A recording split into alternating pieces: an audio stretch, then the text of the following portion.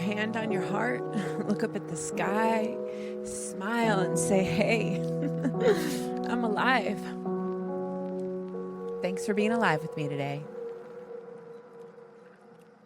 Hello, and welcome to Be Alive with Kate Manser. I have been waiting like 7 years to say that. I'm so happy to be here. I'm so happy to be here. I'm so happy to be here with you. Finally starting my podcast after, thinking about it, talking about it, doubting myself, procrastinating, thinking about all the other people that are podcasting and why does the world need another show? Who wants to hear me? All these stories. And then you know what I said? F it. It's time. This podcast is a way for me to get to know you, for you to get to know me, for me to share what I've learned along the way and what I'm learning and my mishaps. And I can't be more excited to start this journey with you. So I'm going to say it one more time because it feels so good. Welcome to Be Alive with Kate Manser. And this podcast is all about being alive, which basically means it's about everything because aliveness is a spectrum, just like life is a spectrum. And many years ago, a couple of years ago, I realized that I had some kind of fraudulent tendencies in that I always talk about how much I love life, how much I just love being alive and how it's such a privilege to be alive. And then a couple of years ago, I went into the deepest depression of my adult life and it hurt and it was so painful and so shadowy. And it was absolutely a dark night of the soul. And I just wanted to GTFO of that dark night of the soul, crying on kitchen floor, bathroom floor, RV floor, wherever I was, and all of those places. And that was when I realized, or I began to realize, that I was a fraud because if I say that I love life and I can't see the beauty and the function in pain, which is an innate part of life, then it's kind of not really true when I say I love life and I'm so grateful to be alive. That's just saying I love when life is good and I'm so grateful to be alive when life is good. And that's not it. I love all of life. And so it's not like a switch flipped and I suddenly I love my pain, as Ram Dass says, but it's begun a journey for me and it helped me get out of my depression as well. That was one of the things that realizing that pain is part of life. It's part of the gift of being alive. It's a non-negotiable part of being alive. And also a lot of the pain that I was in, I self-created. And so now I really try to, when I say I love life and I love being alive, I really try to mean that and think about it when I say it, that I love the full spectrum of being alive. Pain, confusion, shadow, feeling lost, feeling inept, not knowing what's going on, to the spectrum of contentment, to just vibing, all the way up that spectrum or across that spectrum rather, because I don't even want to stack those, to bliss, joy, flow, love, all of those things. And so I really try to imagine myself hugging that full and really revering, not even hugging, but holding my hands up in reverence that I love all of life. And it's a process. Absolutely. I'm not 100% there yet, but it helps to give a utility to my pain that I didn't expect. That when I'm in my pain and I really try to love it and appreciate it and see it as a transient, important asterisk there, transient part of life. That's another thing that got me out of the depression, was realizing that nothing stays, because when you're that depressed like I was, you feel like you're never going to get out of that hole. Or at least I felt like I was never going to get out of that hole. I felt like I was forgotten by God. I felt like nothing was going to work out for me, that nobody truly knew me or loved me, least of all, not myself. And I just felt like that was it for me. And realizing that transient nature of pain and the transient nature of joy, and that it's always just this cycle that goes around and up and down. It's made me a better person and it's made me less of a fraud when I say I love life because now I really do mean and I'm working on meaning that I love all of life, all those things and everything in between. And today I am super just joyful to start this journey with you. And the intention for this podcast, like I said, is for me to get to know you, you to get to know me to learn and share my lessons and failures and victories and mess ups and everything in between. And what I have learned is that I don't know shit. And this was a lesson that I learned or really began to learn a few years ago. And the way that I learned it was actually on a sailboat in Tahiti in French Polynesia. So, in life, as you'll find as you get to know me, I am I have this Elise Myers, this I'm sure you probably follow her on TikTok or Instagram. She's fabulous. She made a video once that said something to the effect of I have how hard can it be? Itis. Like I always think and I absolutely share that with you, Elise. Like I'm right there with you. I always think like whether it be remodeling an RV or traveling around the world or writing a book or starting my masters, I'm always like, how hard can it be? Like I can do that. And then I'm inevitably like shocked and awed when things are like way harder than I thought they would be. And there's all kinds of wrenches thrown into the situation. But I definitely have how hard can it be itis, which means that like I generally, I do have anxiety and I have all of those things that I'm sure you also have, but I can be like pretty confident and maybe delusional sometimes. And so I have my best friend, Melissa, who is amazing. She started dating this guy many years ago, and together they got a sailboat, a catamaran, actually. And they sailed it down to French Polynesia and they began living there and living this amazing life of adventure and survival and for many years, she asked me to come visit her and come on the sailboat. It took me a long time. That's a whole other story that I will tell on the podcast and is also in my book called You Might Die Tomorrow by Kate Manser. I finally came on that sailboat. And, I came on the sailboat. And the cool thing about Melissa and Scott is that not only are they survivalists and adventurers and just really amazing people, but they were really intentional because they had quite a lot of people come visit them over the years on that sailboat.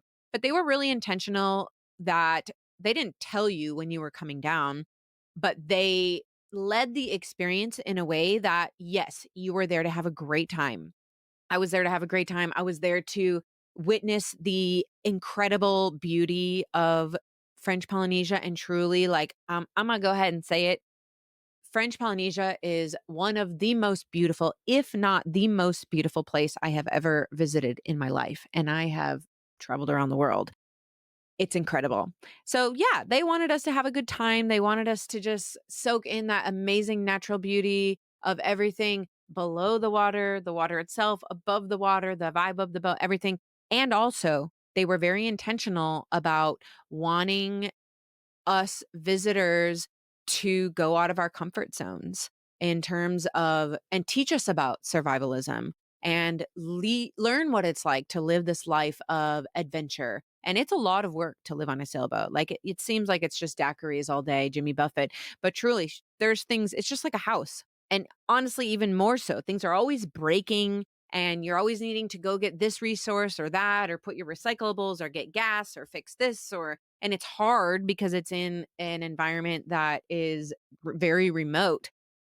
And so they were really intentional about showing their guests a great time, but also teaching them about what this kind of life is like and putting us outside of our comfort zones. And like I said, I have how hard can it be itis. So I was like, cool, sailing. Like, how hard can it be?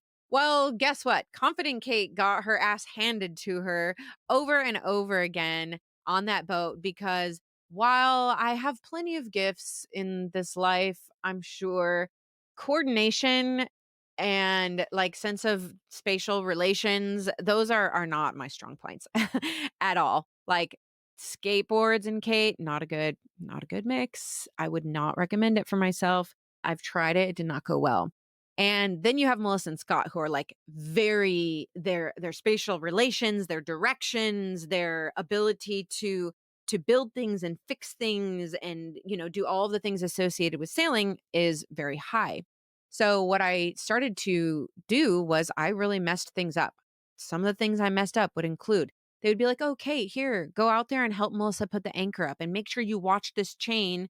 Otherwise, it will get tangled up and we're going to have serious problems with the anchors." Well, I would mess it up. Once I some of the they had showed me how to tie these special like sailing knots. So when you have the dinghy come up, the small boat come up to the larger boat, you have to tie it up on one of these cleats with this specific knot. Well, one day, some friends of Melissa and Scott's came up on their dinghy, their small boat, their tender, while Melissa and Scott were out on their tender on a fishing mission, and I was on the boat by myself. And so her friend came up, and I was like, "Oh, come on, Melissa and Scott aren't here, but they should be back any minute, and we can just hang out." And I tied up their boat, and I was like all proud of myself. I felt like such a pro because I had learned this knot.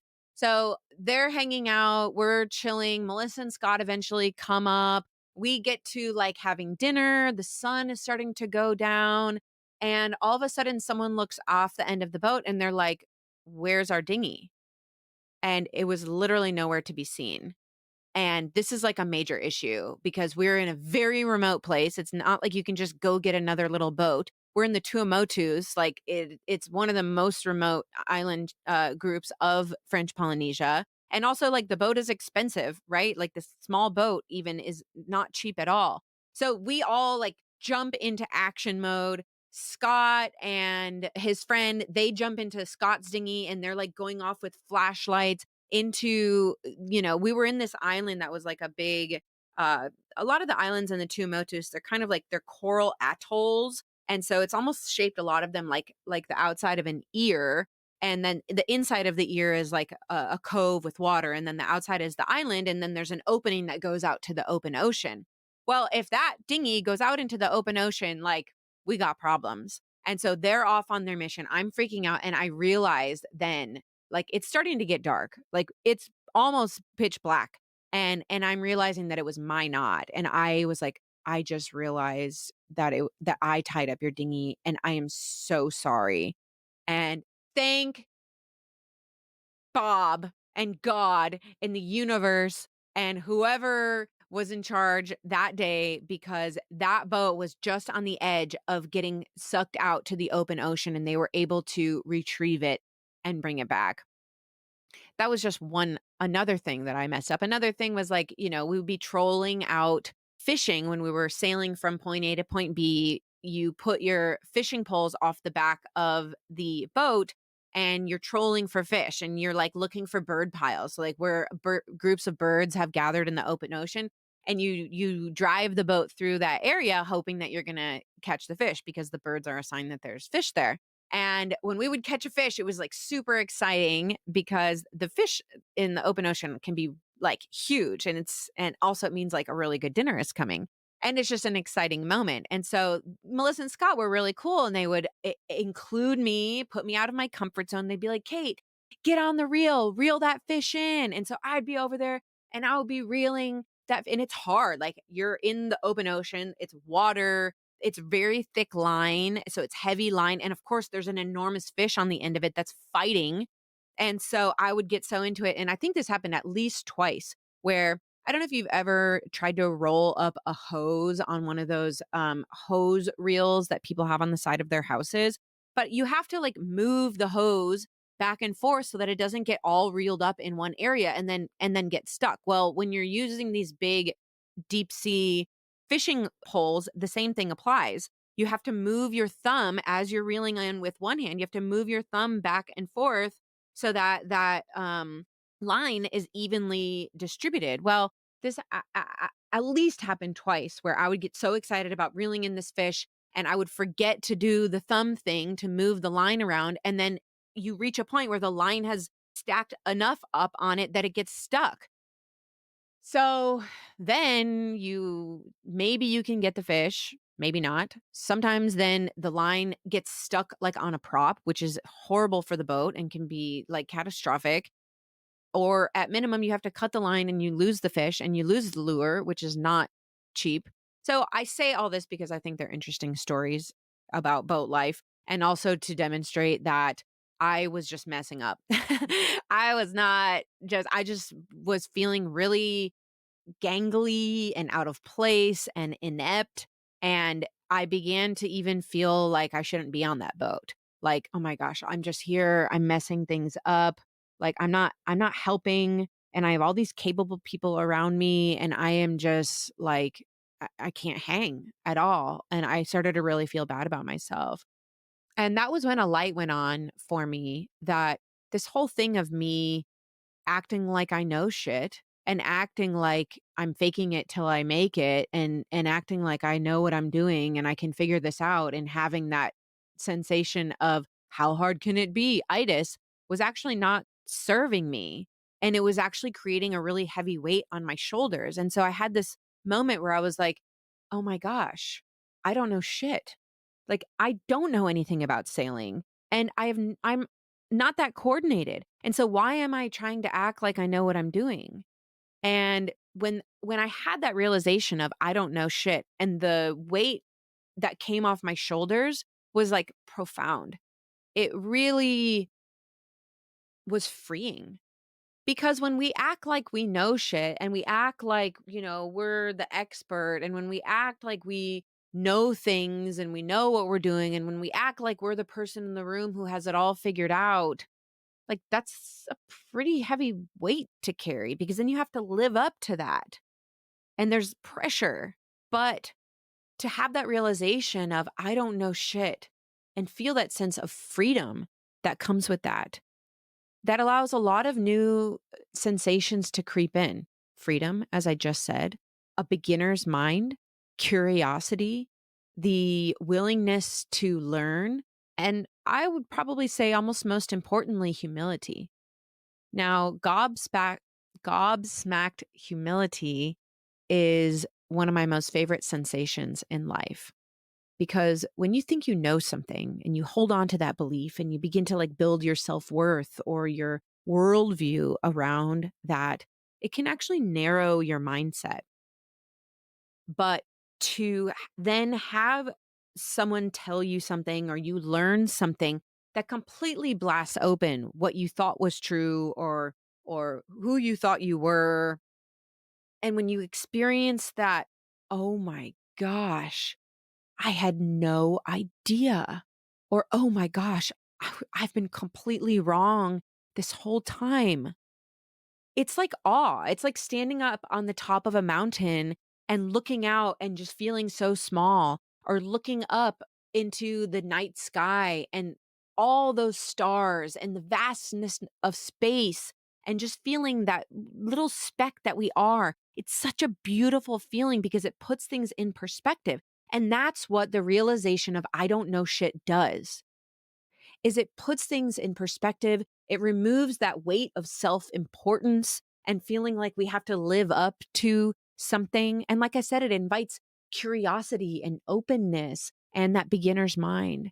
And so that's what I started to do on the boat was, not just on that trip, but I actually went back on the boat multiple times was I just was the beginner. I was humble. I admitted that I don't know anything. I asked for help. I asked people to check my knots when I was tying up dinghies because to avoid what had happened before. And things got better. I'm still never going to be a great sailor or in the upper echelons of sailing by any means, but that mindset shift of taking on that beginner's mind of admitting that I don't know shit and enjoying the process of being bad at something was very transformative for me. And even if it didn't help me get better at that, it just felt better because I wasn't posing anymore. I wasn't trying to act like something that I wasn't. And that's what I bring to you, or I hope to bring to you in this show is humility.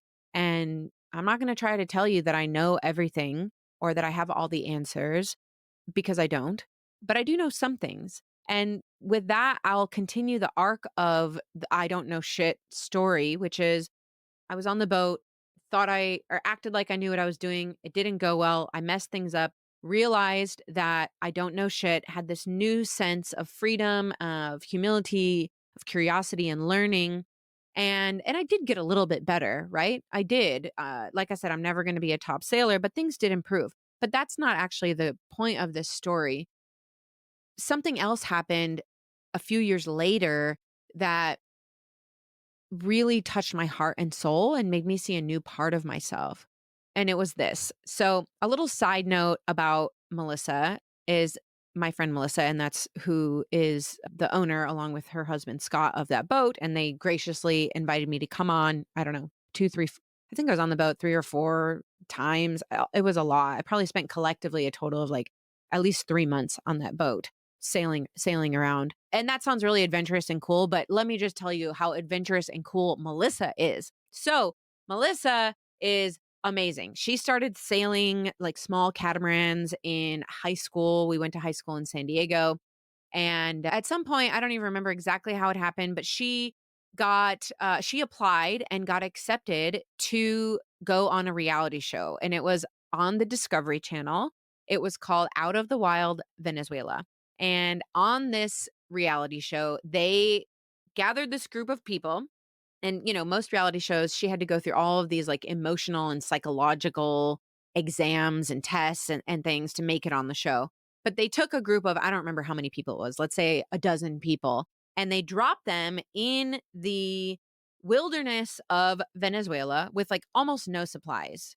And they have to survive as long as they can. And every person is given a GPS beacon on the show. And at any moment that they've just reached their limit, they've had enough, they can't do it anymore, they can push their GPS beacon and a chopper will come in and will take them away back to home, back to safety. But if you survive out of the wild, Venezuela, you win the show. And I don't remember if you won anything, but you definitely won bragging rights for sure. And so one by one on the show, people are hitting that GPS button.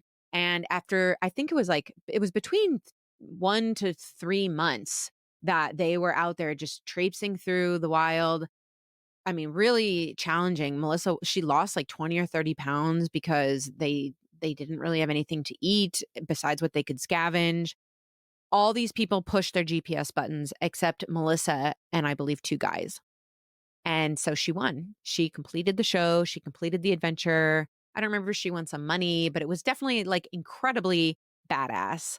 And she is just all around a badass. And so a few years later, then her and Scott started dating and they eventually bought this catamaran and began this life at sea that they lived for, I think, 5 or 7 years, living on this catamaran, sailing around French Polynesia, this life of adventure and survival. So I just say that to say, like, she's also a very accomplished spearfisher woman and just a very cool person overall. So that's about Melissa. Badass, athletic, adventurer, brave, very capable athlete. And the culmination of this story that really touched my heart and soul is that one day, some years later, Melissa called me up and she was like, Kate, I just found out about another reality show. This one is on National Geographic and it's sort of like The Amazing Race. And I also got my friend Cole Christensen, who, P.S., is a professional, not just professional, but legendary big wave surfer. I'm talking the biggest waves in the world where they like, I think they chopper you in and drop you on the wave, like wild. I mean, he's insane. Look him up. Kohl Christensen, like insane. And she's like, here's what I think. We're going to apply to be on this Nat Geo show that's sort of like The Amazing Race. It's going to be me. It's going to be Cole Christensen. And I want you to be our third. And I'm like, I literally remember where I was. I was in a convenience store outside of Austin. And I can remember what I was looking at on the shelf when she proposed this to me, because it was like, what? Especially after all these years of being so inept on her sailboat and like messing things up and just being just totally like not an asset deckhand, like in the least. Like I tried, but it wasn't pretty. I'm like, Melissa, why me? And I'll never forget her answer. I don't remember exactly what she said, but it was something to the effect of, "You are really brave and you keep your head in intense situations, and basically like you're a really good vibe. Like you don't get frustrated, you don't get mad in intense situations. You're kind of like the moral support, if you will." And that was what she said. And it really stuck with me because it's really interesting. It's hard to see our own value from ourselves to ourselves. But to get something like that reflected back to me after I had felt so inept and so unathletic and so just like not good at that, for her to invite me to be on that team, not because I was good at, being an athlete or building things or being a deckhand, but because I had this other value that was a good balance to her and Cole, who have those athletic abilities and prowess. And for me to be provide value in this other way of being really good moral support and cheering people on, that was just a really cool moment for me. And I hope for you listening to this, because we all have value. Even if you're really bad at being a deckhand or with hand-eye coordination like me, like we all have value. Maybe you are really quiet and you're a really good observer. Maybe you're really good at building things or taking things apart. Maybe you're that moral support, really good at telling jokes and keeping the vibe up. Maybe you are really good at spatial relations. Maybe you are really good at organizing and getting shit done. Maybe you are really good at looking ahead to the future and making plans for things. Maybe you are really kind and you are a good negotiator or peacemaker. And that is the lesson here, which is that we all have gifts. And my arc of not knowing shit, which I still don't know shit, is also learning that even though I don't know shit, I do know some things and I am good at some things. And one theme, one concept that I've been working with in my life and in my personal growth lately is this idea of two seemingly conflicting ideas and holding them both as true at the same time, which is actually really hard to do. Like it sounds like, oh, okay, multiple things can be true. Like, great. But if you have two conflicting ideas or beliefs or situations, and to hold space for both of those at the same time, I have found at least that it's really hard. Like, I'm using the example of I don't know shit, but I also do know shit and I do have gifts. Like those are two kind of conflicting truths that are sort of hard to reconcile. But also let's think about like maybe you have a really challenging relationship with your mom and you don't really like your mom and she has hurt you and she didn't do right by you and you've maybe even had to put a boundary in place where you don't talk to her or you don't talk to her about personal things or you only talk to her once in a while or whatever. And so there's that emotion of like, you know, anger, frustration, boundaries, right? And that can be true and it can also be true that you love her.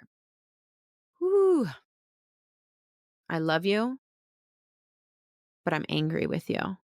I love you, but I can't spend time with you. It's hard.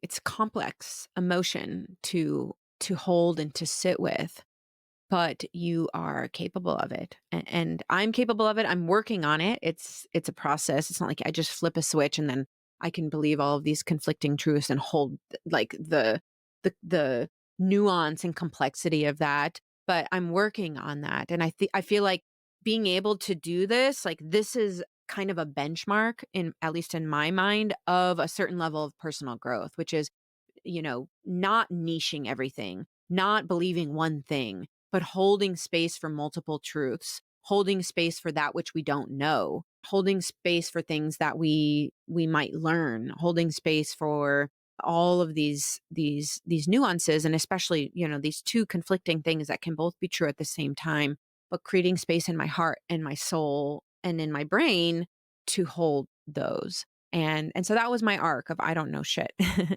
And I don't know shit, but I also do know some things. And I'm so grateful to, after 7 years, finally be starting Be Alive with Kate Manser.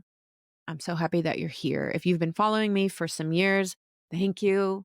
I appreciate you. If this is our first meeting, thank you. I appreciate you. I want to get to know you, and I'm going to share my lessons, mishaps, victories, mess up, my travels. If you can't tell, I'm in my RV. This is where I live. And I also will have some really cool guests on this show as well. You won't just have to be listening to my voice all the time. And you know what? I got these pink microphone covers just for this show. So I hope you like it. Everything to keep things interesting and fun. So welcome to Be Alive with Kate Manser. I'm going to keep saying that because it sounds really cool to me after 7 years to be finally starting this journey with you. Lots of love. It's a beautiful day to be alive. I'm going to say that again too. It's a beautiful day to be alive. We all got the privilege to wake up this morning. If you're listening to this, that's what that means.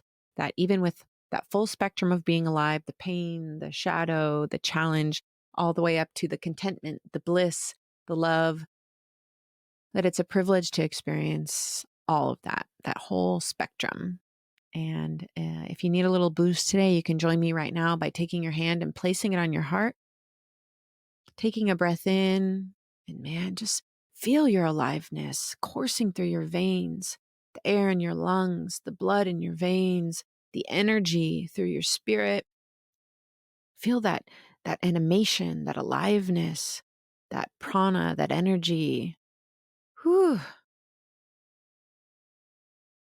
Allow a smile to come to your face, and you can either keep your eyes closed or you can look out the window at the sky like I like to do sometimes and just trip out at the wonder of it all within you, around you, this crazy thing that is life. Whatever's on the other side of death might be a million times more awesome and wonderful, but what we have is this right now, and it is sure is wild. And we're alive with the privilege to experience it for however long we get to experience. So allow a smile to come to your face. Take that breath in and say, I'm alive. And with that, we close the first episode of Be Alive with Kate Manser. Can't wait to catch you on the next one. Lots of love. From the bottom of my heart, thank you for tuning in, for listening, and for subscribing. This is a brand new podcast. I appreciate your support. Like, follow, subscribe, all the things. If you're interested in working with me, you can get some more information at www.katemanser.com. My books are always available all over the interwebs, and you can find me online on TikTok and Instagram. I am at The Alive Kate. And on that note, it's a gorgeous day to be alive. I'm glad you're here. I'm glad I'm here. I'm glad Pajamas is here, even though she just ate 5 protein bars, 4 of which she consumed the wrapper as well. Life is always an adventure. Thank you for being alive with me today.